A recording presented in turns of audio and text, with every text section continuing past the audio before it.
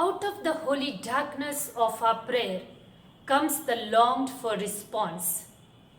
Be not afraid, it is I. With God, all things are possible.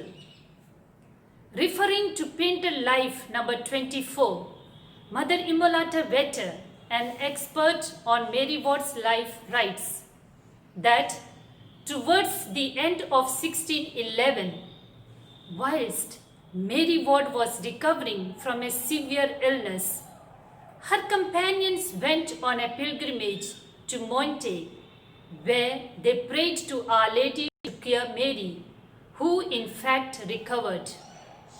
On their return, she explained to them the grace she received through an illumination. She received a clear indication of the way which she and her companions were to follow.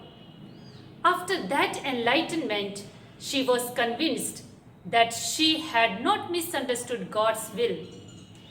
Take the same of the society. She understood intellectually in her mind and not through some visible apparition how she was to build up her community according to the constitutions of Ignatius of Loyola as a contemplative in action. She now had to take courageous steps to put this mandate into practice, and that mission which she received would extend beyond the confines of her own lifespan, and there was a mixture of light and darkness.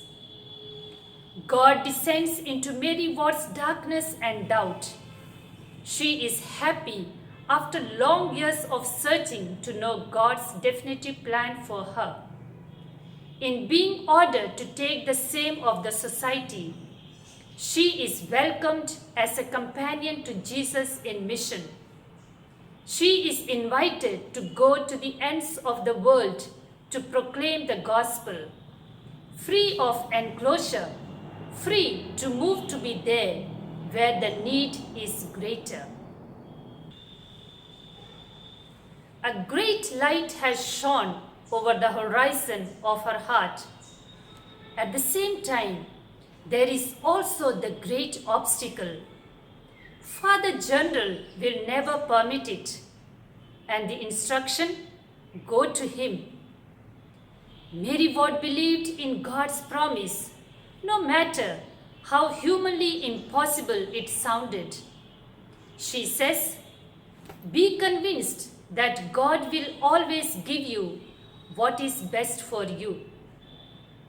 In the introduction to our constitutions, our then Superior General M. Mechthild Meckel, writing about the implication of taking the same of the society, says, the Ignatian understanding of mission as principle and foundation of the constitutions, which is made specific in the vow to the Pope, along with St. Ignatius' understanding of poverty and the significance to the name of Jesus for universal mission, moved to the center of our charism. When we are attuned to God's voice and keep our connection with Him, He intervenes in our life. It may be through a dream, a book, a reflection, a person, or an event. This is the way Mother Mary Ward experienced in her life.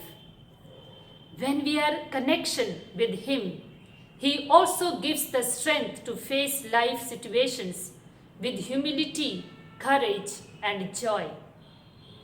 So, let us, dear sisters, connect ourselves to the source of our life as our Venerable Mother Mary Ward, who says, in prayer, seek to leave all dispositions, your own knowledge, love, or conceit, and seek to find all from God, not carving things out yourself, but gaining all from God.